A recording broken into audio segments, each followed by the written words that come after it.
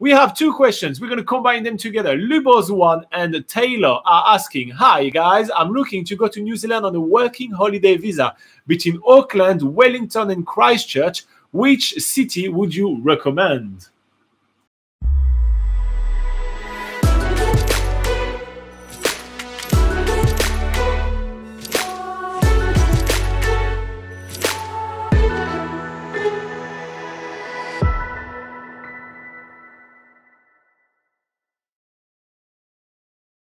Okay, so Auckland, Wellington, and Christchurch are the three largest cities in New Zealand, so definitely an obvious place to start your working holiday visa. They also are three of the international entry points to New Zealand. So the vast majority of people, I don't have the real figure, but I'm thinking that at least 90% of international travelers arrive in Auckland. Then second will come Christchurch, and third will come Wellington. So it's highly likely that you will save a lot of money by just arriving in Auckland and starting in Auckland. However, the city is pretty expensive. So let's talk about Auckland for a little bit. I'm going to start with the cons and Laura is going to go for the pros, right? And like that we can balance things, everything out. So again, there is a lot of pros and every city in New Zealand is amazing, but I just want you to have, good understanding of what you have. So the cons of Auckland, first, it's a very large city and it absolutely does not represent what New Zealand is all about. So if you come to New Zealand to have something different than what you have back home, well, Auckland is just going to be yet another big city. New Zealand is all about the outdoors and exploring the country. Auckland is, by far the most expensive city in New Zealand. So there is a lot of, it's going to be a little bit harder for you to save money. The cost of rent and the cost of life over there is just going to drain all your money, because usually you get, something, a kind of work at a minimum wage.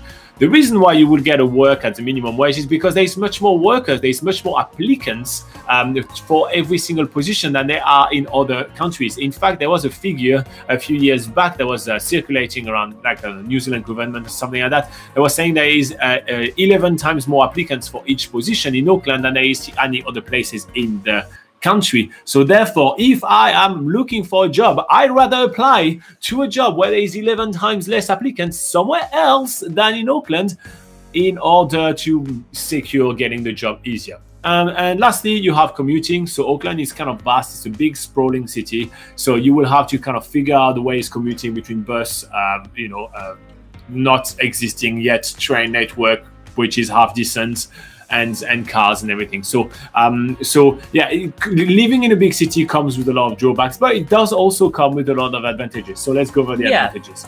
Okay, one advantage of Auckland, out of all the cities that we're comparing, it tends to have the best weather, or at least the warmest weather. So if you're not really a fan of the cold, Auckland's a really good place to be. It has mild temperatures. Even in winter, you don't really, all you need is a light jacket and you're fine. A lot of the accommodation, like apartments there, don't even have heating because it's not even necessary. It's just like it's a good climate up there, so that's an important factor for some people. Another thing, although Robin says that it's not a representation of New Zealand and doing outdoorsy activities, there are certainly day trips that you could be doing to go and visit some pretty cool places. And it's still one of the most livable cities in the world. It's ranked in like the Time magazine and those kind of things regularly for that. So it's not a terrible city by no stretch. Yeah, so it's a cool place to base yourself if you want to go and visit some cool places around. For instance, just offshore from Auckland are a ton of different islands that you can take the ferry to. There's Rangitoto Island, which is like a 600-year-old volcano with lava fields and caves. There's Tiri Matangi, which has like a bird wildlife sort of sanctuary on there as well. And then you can also take weekend trips, for instance, to Rotorua, which is a popular hotspot nearby. There's Tauranga, sort of 2 hours away. There's the Coromandel. So there's a lot of different places that you can go and visit. And you also get a lot of party and eating out and shopping. Obviously, you're going to get plenty in Auckland. Okay, so that's kind of for Auckland. A lot, pros and cons. We've done that. So let's talk about Wellington right now. So Wellington is New Zealand's largest city. New Zealand's capital city. My bad. Not New Zealand's largest city. It is located at the bottom of the northern end. And Sorry about that. So it's located at the bottom of the North Island, and it's kind of like a really cool little capital. So we're going to do the same thing. I'm going to give you the kind of cons of living in Wellington, and Laura is going to give you the pros of living in Wellington. So one of the cons is that you're probably not going to arrive there. So when you're going to hit the road when you're going to hit New Zealand on a working holiday visa, you are highly likely, as I say, to arrive in Auckland or to arrive in Christchurch. So you will have to make your way all the way down to Wellington. It's a cons because, well, that incurs costs to make your way all the way down to Wellington, but it could be a pro because it forces you to travel a little bit around New Zealand first, which is the best way to start your working holiday visa. Another cons of living in Wellington is the weather. It's extremely windy. It's one of the windiest cities in the world, and yeah, it's a bit annoying, but you know, I think it's fine. Another cons is traffic. It's extremely congested. The town has been built even smaller than Auckland, so there is really a lot of traffic, and they're currently working on making the city centre even more car adverse, so basically removing more cars and get like more pedestrian area, which I personally really like, but I don't think that's really going to help too much with the traffic situation. And the last con is that, well, there is a little bit less job on offer in Wellington because, well, there is less people living here. But on the other hand, there is less people applying for it, so that kind of balances itself out as well. And and one more coin, the cost of life in Wellington is also quite high. Actually, some of the rent costs are on par or sometimes even higher than Auckland. Yeah. What are the pros of living in Wellington on a working holiday visa? So a lot of people the type of people that really love city life tend to really love Wellington because it's a lot more sort of cultured than other cities around New Zealand. For instance, they have really good sort of live shows there. They have, you know, there's a lot of different arts and sort of theatre happening and comedy clubs, you know, and they have you know, live sessions happening in the Botanic Gardens every summer, for instance. So, you know, there's a lot of stuff and events going on there that just makes it a really appealing city for people that really love sort of urban life. And yeah, cafes are really decent, eateries are really good, you know, all that sort of thing. Nightlife is really it is really vibrant as well. So if city life is your thing, then people tend to really love Wellington, especially for that. So yeah, and like Auckland, there are day trips that you can be taking from Wellington, although I feel like Wellington is a little less, it's a little harder to get to some places from Wellington, but there's lots of really cool options in the surrounding region to go do some fun day trips. Yeah, and the average wage is a little higher in Wellington for some reason, so there you go. All right, and so last on our list will be Christchurch. So Christchurch is located on the South Island. It's actually the only South Island cities we're going to be talking about, you know, in this answer. And yeah, it's a vast, you know, sporting cities and everything like that. Really big and a lot of things to do around, and a great gateway for the South Island. So I'm going to do the cons, same thing, and Laura is going to do the pros of doing a working holiday in Christchurch, or basing yourself a little bit on a working holiday in Christchurch. Okay, so one of the cons for living in Christchurch is, well, in Christchurch you will need your own car. You absolutely will need your own car in order to be able to get out and do some things and kind of explore the city. It's bigger, the bus network's not that great, so you will need to invest in getting your own second-hand car. Oh, you can buy a brand new car. I mean, I'm not stopping you, but I feel like if you're on a working holiday, you probably wouldn't. Okay, so that's one of the cons. The next cons, and I'm going to debunk it straight away, it's the earthquake. So a lot of people are really scared about living in Christchurch because it's famous for its one big earthquake that it had. But most of the city, you know, first the earthquake had very minimal casualty. Most of the city is earthquake prone now. There is a lot of kind of good way to mitigate that. It's okay. It's absolutely fine.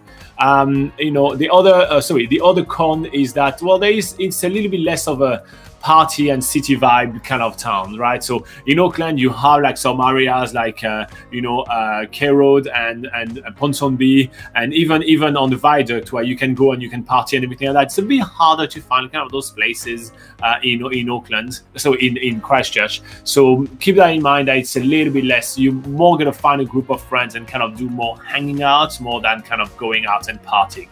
That's kind of one of the things to keep in mind. But the food scene in Christchurch is actually quite on par now, so it's quite good, and it's there's a lot outside. So yeah, one of the other things as well is that I feel like your entertainment in Christchurch is going to be more usually a 1 to 2 hour drive away. It's not necessarily like kind of like you go and you will have everything you want around yourself. You more kind of go out and go to the Kaikoura, to the Southern Alps, to the Akara, so you're more going to get out. It's actually like a minimum of 2 hours drive to get to like the highlights around. Exactly.